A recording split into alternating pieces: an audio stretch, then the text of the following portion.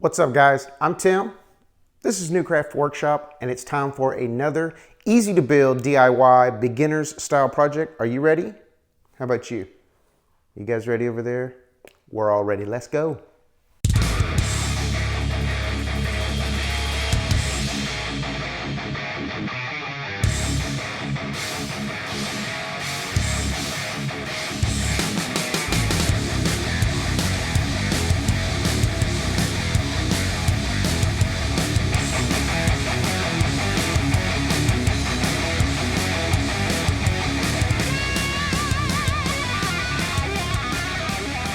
All right, so today we're building this really cool wine rack I just showed you, and like everything I show you on these style project builds, this is going to be completely scalable. Now we're making ours today to hold two bottles above each other, kind of in the vertical position. We're using a 1x6, but if you wanted to widen this and go with a 1x10, you could make yours too wide and too tall.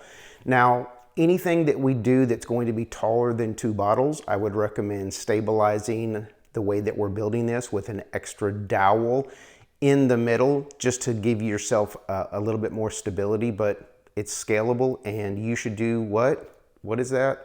That's right, make it your own. Everything I give you here on this channel is a foundation for you to get out in your shop and customize it. So let's get right after this build. The build process on this one is going to be super quick. So I'm actually going to show you something I normally don't show you guys, which is I'm going to finish this with stain and polyurethane and show you guys how I do it, and hopefully it'll help you guys out in your projects. So first things first, let's get after this cut list. This one's going to be super simple. We're going to need 2 pieces of our 1x6 cut to 12 inches in length. And then we're going to need 4 pieces of our dowel. I am using 5/8 diameter dowel. We're going to need 4 pieces of that cut to 9.5 inches.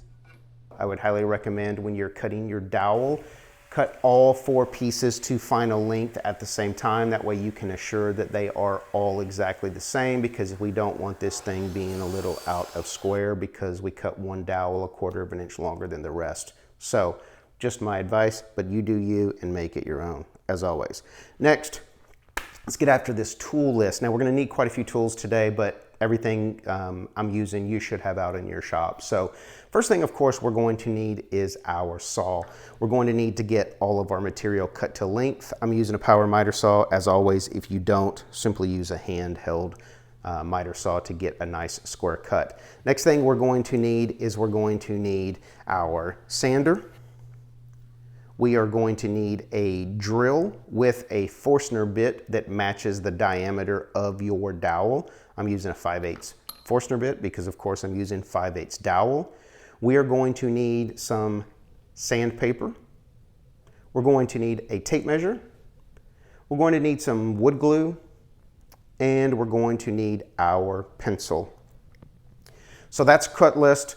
That's your cut list, that's your tool list. Let's get after this. Now, the first thing we need to do is figure out how I came up with 12 inches in length, and I will show you. And this right here is exactly why I tell you guys to always trust the cut list and the tool list, because I forgot to tell you that you're gonna need a couple more things. You're gonna need a 3.5 inch hole saw for the big end of the wine bottle. You're going to need a 1.5 inch hole saw or a 1.5 inch Forstner bit for the small end of the wine bottle. And of course, you're going to need clamps. All right, so let's talk real quick. How did I come up with 12 inches? And what I did is I took the 2 most common shaped wine bottles. This is what you're gonna find in almost 90% of your wine, whether it's red or white, are gonna come in one of these 2 shapes / diameters of bottles.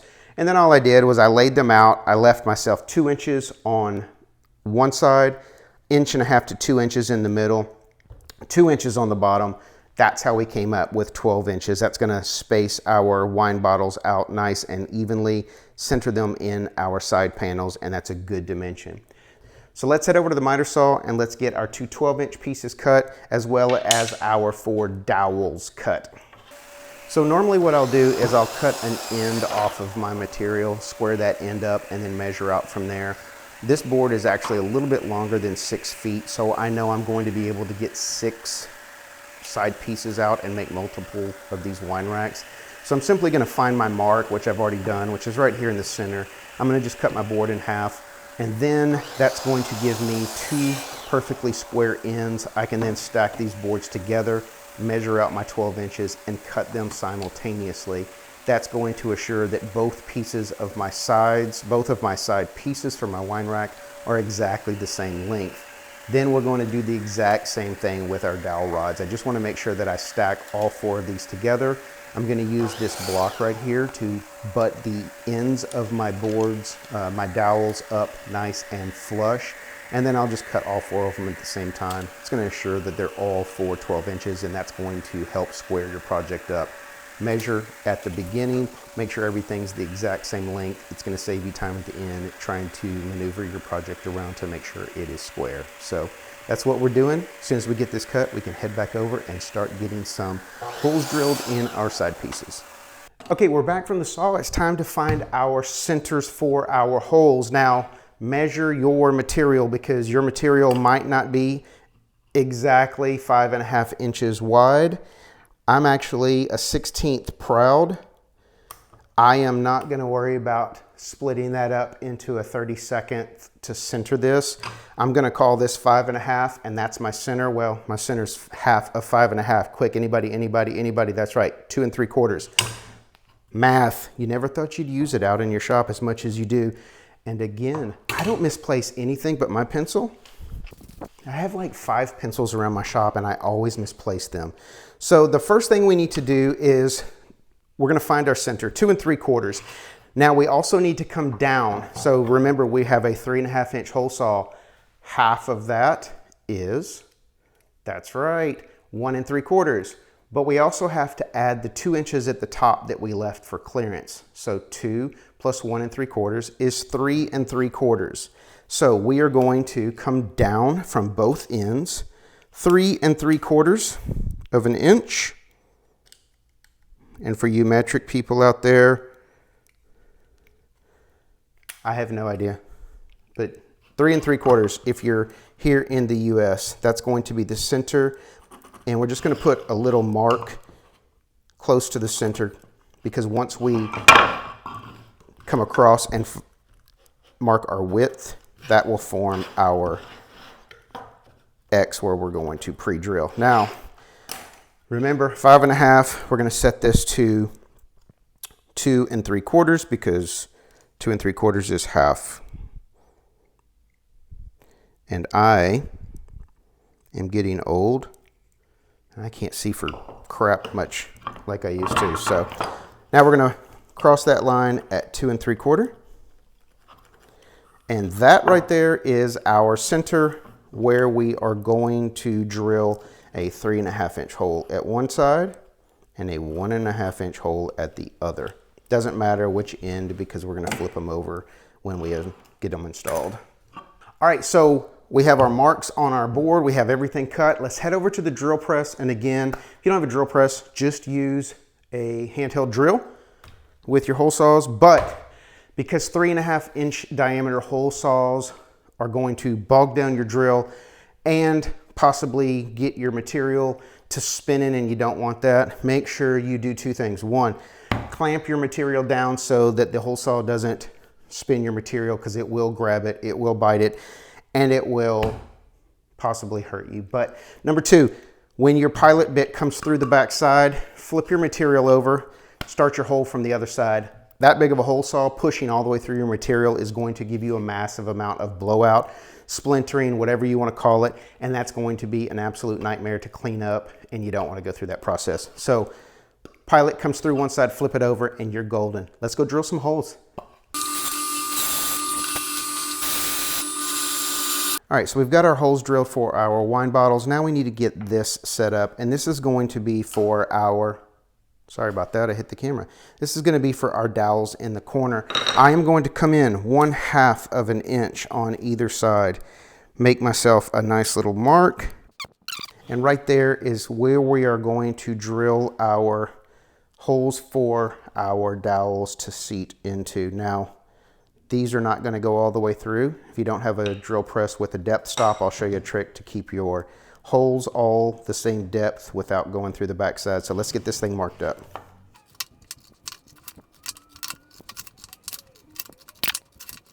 All right, we have our 4 corners marked. Let's get back over to the drill press. This is where we're going to use our 5/8 diameter Forstner bit because that matches my 5/8 diameter dowel. If you're using a size different than 5/8, then of course you need to use a size different than 5/8 here. Let's go. All right, if you do not have a drill press that you can utilize the stop feature on and get your Forstner bit to a specific depth for all 4 of your holes, there's a simple little trick you can do. When you're using your handheld drill, you'll notice that the top of your Forstner bit has a little bit of black right here. Once your bit gets to that depth, you can simply stop drilling and make sure that all of your pieces are the same depth by lining that line up. Or if you don't want to go that deep, or if yours does not have a mark, simply drill your first hole, put your Forstner bit back down in the hole, and use your pen or marker to put a mark on the side of your Forstner bit, assuring that all of your holes will have the same depth. So let's drill some holes. And for those of you who have never used a Forstner bit, they don't make much of a mess, so you don't need to worry about cleanup afterwards. So let's go. Material is cut to length. Our holes are drilled. If you do not own a router like this, you should probably get one, because if you're afraid of routers or you just don't have one yet, a palm router is the way to go. Now, there are some extremely inexpensive options on places like Amazon and stuff. I'll actually pop a link to a couple of them down there if you're interested in getting one. But a palm router is something that you'll find that you use for a ton of projects. You didn't know you needed this until you have it, then you wish you would have. I'm gonna put a chamfer on all of my edges. If you do not have a router, now is the time. You're just gonna take your sandpaper and you're gonna get rid of all these sharp edges here. We wanna kind of take this sharpness off, and that's what I'm gonna do with my chamfer bit on my router. So after we put our chamfer on, then we're gonna sand. I'm gonna use my 5-inch orbital, and I'm gonna go through 3 different grits. I'm gonna start with 100, I'm gonna go to 120, and then I'm gonna finish up with a light coat of, or a light sanding of 220. I want this as smooth as possible so that when we put our finish on, it's ready to go. So I'm gonna route some edges on this material, and then I'm gonna sand, and I'm gonna sand, and I'm gonna sand. And then once that's done, we can get our glue up.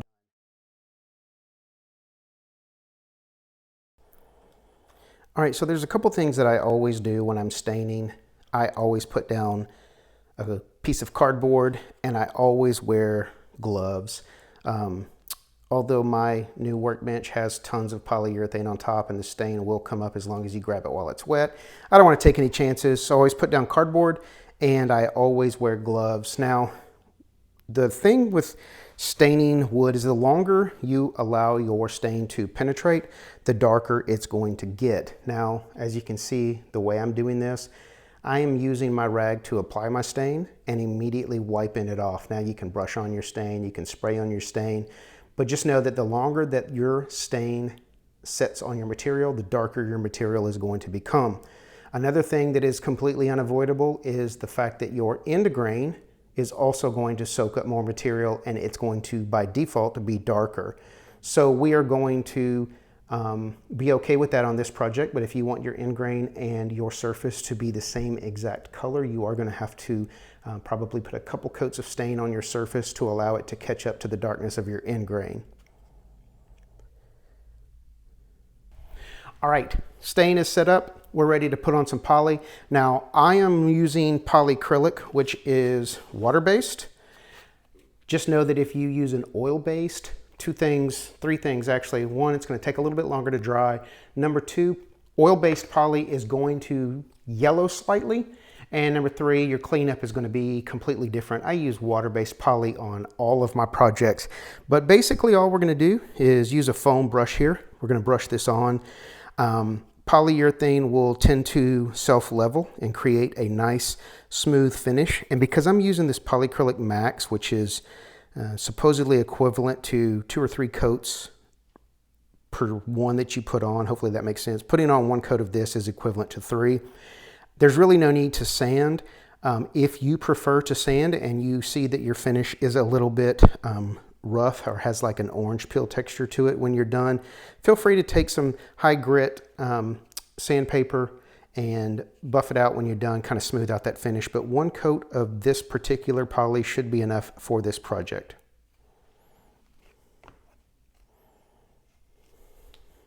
That's it. Stain is on, polyurethane is on. Once this thing dries, I'll put it on the counter and put a couple bottles of wine in this. If you would prefer to also spray your poly, just like if you prefer to spray on your stain, feel free. Spray on poly on a project like this is super easy. Just make sure you vent your area. I'm in a garage, so open your garage, make sure you got some ventilation. Wear a dust mask if you're spraying, always. Speaking of dust masks, you made it to the end of this video, so good lucky for you. During the course of this video, random letters were popping up on the screen and they had something to do with woodworking. Unscramble those letters. Comment down in the comments. I'm going to give this video 24 hours for you to comment what you think the unscrambled word is. From the people that get that word correct, I will pick 5 lucky winners and I will send you guys a Basecamp dust mask. Now, if you're not familiar with Basecamp, they are a show sponsor and I use their dust masks exclusively out in my shop. Super comfortable to wear, which is important. Extremely breathable. And most importantly, filters out like 99.6% of particulates. They're European rated, so the rating is a little bit different, but they meet the highest standards of the European rating system for dust protection. So 5 lucky people will win a mask. Just go back and watch if you need to. Catch those letters, unscramble them, comment down below, and I will hook you up with a free mask to 5 lucky winners. So if you have not already, take a minute, click that subscribe button down below, give us a big thumbs up. Don't click that one. Click this one, thumbs up for the video, and most importantly, leave us a comment. Nothing you can do to help get this video out to the Google Analytics, YouTube Analytics, more than leaving me a comment. There's a new feature on YouTube, and some of you might have seen it. It's called the hype button. It'll pop up below here. If you get that on your feed and you have the ability to hype my video, I sure would appreciate it. Hype points tells the algorithm people really like my video and they should show it to more people. So simple way to help out New Craft Workshop, simply click that button. Down in the description, everything we use to build our projects, I will link them below, as well as our Facebook group page, as well as our Amazon storefront, as well as our website. Any of the clicks you can give us helps us out tremendously. If you build one of these projects, show me your build on the Facebook group. I want to see what you guys do to make it your own, as always. So that's all I got for you today. I appreciate you spending a few minutes of your time with me here at New Craft Workshop, and I'll catch you guys on YouTube.